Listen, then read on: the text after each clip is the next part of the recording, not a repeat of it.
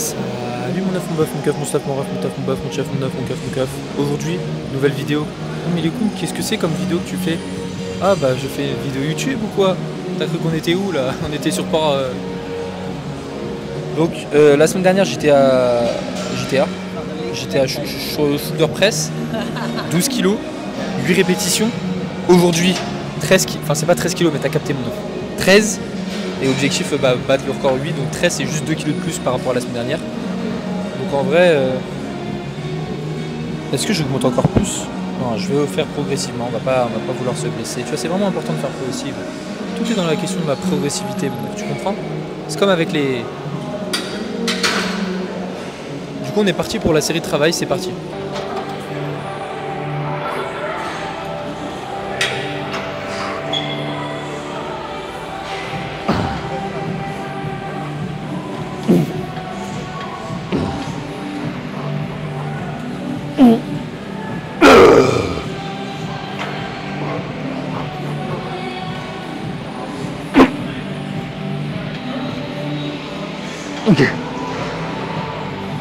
Bon bœuf, 6 répétitions, c'était dur hein. Je viens de regarder, en fait il y a 3 kilos de décalage, de différence entre la plaque de 12 et de 13. Donc voilà, heureusement que j'ai pas mis plus lourd quoi. J'aurais mis plus lourd, j'aurais fait 4 reps. Mais voilà, comme je t'ai dit, progressivité mon œuf. Donc voilà, je suis satisfait. Ce que je vais faire, c'est que je pense que je vais devoir redescendre en charge. On va pas déconner mon œuf. Si je fais la même charge de travail, je pense que je vais faire du 4 reps. Est-ce que c'est un problème? Absolument pas. C'est pas un problème mon œuf, je vais garder la même charge, je suis trop un fou. Je suis trop un fou furieux. Je suis trop fou mon œuf. Parce que la semaine dernière sur la deuxième série j'étais à 12 pour 6 reps. Là je retrouve à 13. Donc, techniquement je fais 4 reps. 5 reps ça va être complicado mi-cado. C'est pour ça qu'on va prendre 17 minutes de temps de repos. Voilà. Bref, je vais répondre à vos petites questions qui ont été posées sur YouTube. T'es prêt mon œuf? J'espère que tu vas bien. Est-ce que je limite beaucoup mes gains musculaires si je mange moins de 100 grammes de prot par jour? Je pèse 90 kg. Ah oui mon œuf. 100 grammes de prot, moins de 100 grammes, faut pas déconner. En gros ce que tu fais c'est, je sais pas si c'est gras ou pas de base. Mais sinon tu fais 1,6 fois ton poids de corps. Et voilà, t'as une idée, ok? Sinon si t'es vraiment gras tu fais par ta masse maigre. Donc voilà mon œuf. Mais oui c'est pas assez 100 grammes de prot. Demain ou quoi mon poef? 100 grammes. 90 kilos ouais. Prochaine question. Désolé de mon absence, mais oui j'étais en croisière chez Okinawa. Vers Okinawa. Aucun problème mon œuf d'amour. C'est toujours le même œuf qui dit ça. J'espère que ta croisière s'est bien passée. Chez Okinawa, vers Okinawa. Je sais pas du tout où c'est Okinawa mon œuf. Tu m'aurais dit vers Bouloubla Bouba, j'aurais pas su aussi, tu vois ce que je veux dire. Ah non mais ça c'est trop long. C'est trop long comme commentaire. Salut ma stuff, ça fait maintenant 3-4 mois que je suis la manière dont tu t'entraînes, série courte à l'échec. Déjà j'ai l'impression d'avoir déjà bien fait évoluer mon physique. Là où je stagnais avant, j'ai juste du mal maintenant avec mon pec fight, j'arrive pas à aller à l'échec musculaire, j'ai trop de contraintes au niveau des coudes. Pourtant les premiers mois ça me faisait pas ça. T'aurais des explications à me donner? Merci, tu régales, continue comme ça. Des contraintes au niveau du coude, c'est que t'as dû déconner dans la surcharge mon bœuf. Comme je te l'ai dit, regarde juste avant, en plus je parlais de progressivité, t'as dû déconner à ce niveau là, donc essaie de faire un peu plus de séries un peu plus longues. Ok, pour retrouver les adaptations, parce que je pense que tu as dû augmenter trop vite. Si tu as des contraintes, ça veut dire que tu as mal au coude. Peut-être revois ton échauffement, revois peut-être ton volume d'entraînement, c'est bizarre. Donc ouais, moi ce que je te recommanderais c'est de revoir ces deux paramètres en priorité et après pour potentiellement de baisser un peu plus la charge et de faire un petit peu plus de répétitions, tu vois. Voilà, on a fait d'y aller toujours de manière progressive. Tu comprends? Pourquoi tu fais pas d'exercice en décliné pour les pecs mon œuf? Parce que je m'en fous. Ouais, j'ai une chest press prime, une chest press inclinée prime. Il n'y a pas de chest press décliné prime. J'ai pas envie de forcément focaliser le travail sur le bas des pecs, tu vois. Genre, honnêtement, le haut de pec, j'ai plus de travail, tu vois. Faut focaliser le travail sur certains groupes musculaires, enfin sur certaines parties de tes pecs. Et moi, je préfère focaliser le travail sur la partie claviculaire, donc le haut de pec. Le retour à basic freeze va faire mal. Non, meuf, il n'y a pas de retour à basic freeze. Quels sont tes revenus actuellement en gros avec le coaching? Combien il te faudrait pour vivre à Dubaï sur du long terme? Pour vivre à Dubaï sur du long terme, il me faudrait 10K par mois, minimum. Parce que le mois là-bas, mon appartement c'est aux alentours de 2000 balles. Ok. La bouffe c'est aux alentours de 1000 balles, 1500 balles. La salle de sport c'est aux alentours de 300 balles. Le taxi tous les jours c'est 20 balles par jour. Donc je te laisse faire les calculs, ça vient très cher. Et si tu veux au moins mettre de côté un petit peu, c'est 10K pas, 10K. Donc voilà mon œuf. Du coup bref, on se retrouve pour la prochaine série. Parce que je suis à 4 minutes de repos là. Et du coup bah je garde 13 kilos, enfin 13. On va essayer de faire du 4-5 reps. Donc let's go mon bœuf.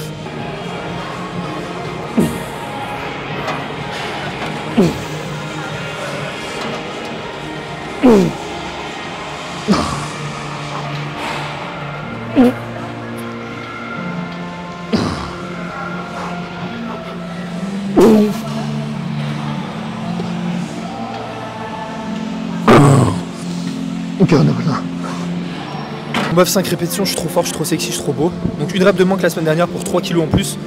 Donc franchement c'est génial. Prochain exercice, curl biceps sur la petite machine Hoist, ma machine préférée du monde entier, de l'univers tout entier, je suis trop pressé. Donc let's go mon bœuf. Mon bœuf, du coup on est parti pour le curl kékette. La semaine dernière j'étais à chaque fois je dis GZA, ça me fait trop rire. J'étais à 14 kg pour 8 reps, enfin pas 14 mais tu comprends, arrête de me dire maintenant. Maintenant je suis à 15. Okay. Donc, ce qui équivaut à 2 kg de plus, incroyable. Donc 2 kg de plus, on va voir ce que ça donne. Objectif 6 reps minimum, let's go mon bœuf.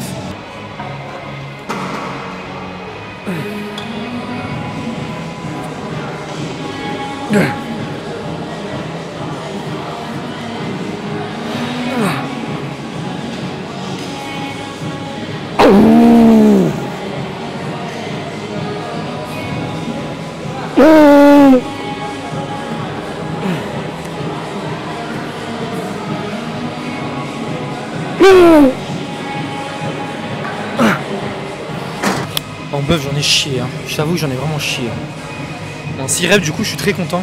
J'ai perdu 2 reps de moins que la semaine dernière mais j'ai 2 kilos en plus. Donc franchement c'est super cool.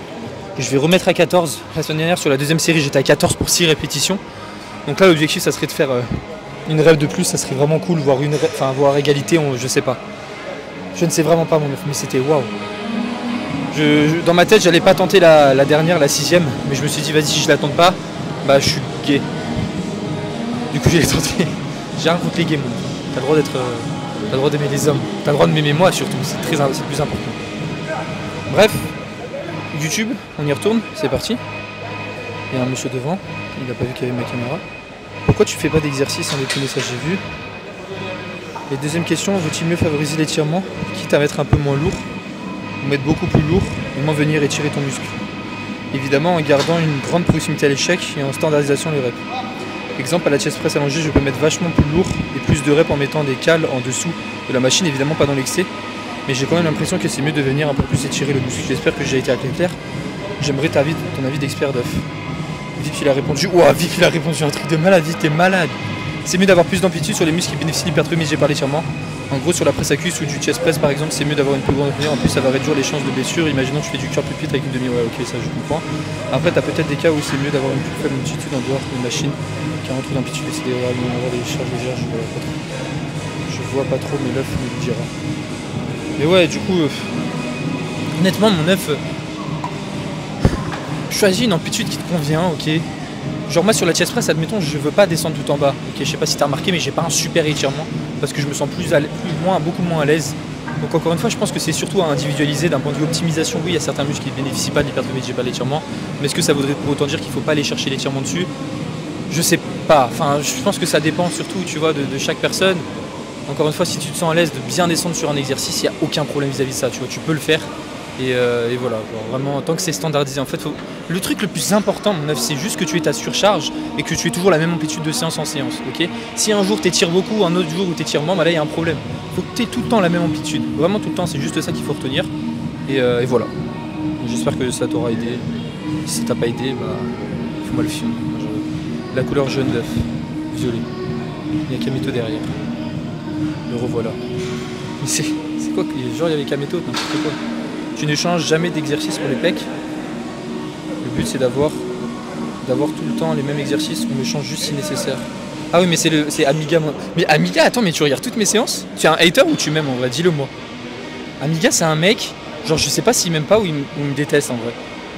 Salut mon œuf, j'ai vu une étude qui disait qu'il fallait entre 15 et 25 reps effectifs par groupe musculaire et par semaine pour progresser. As-tu l'étude? As-vu l'étude? Il n'y a pas d'étude qui dit ça mon œuf. La possibilité de mettre le lien de l'étude, ça m'intéresse jamais, il n'y a pas d'étude qui existe pour ça. Es-tu RSA ou es-tu un enfant en vacances scolaires? Pourquoi?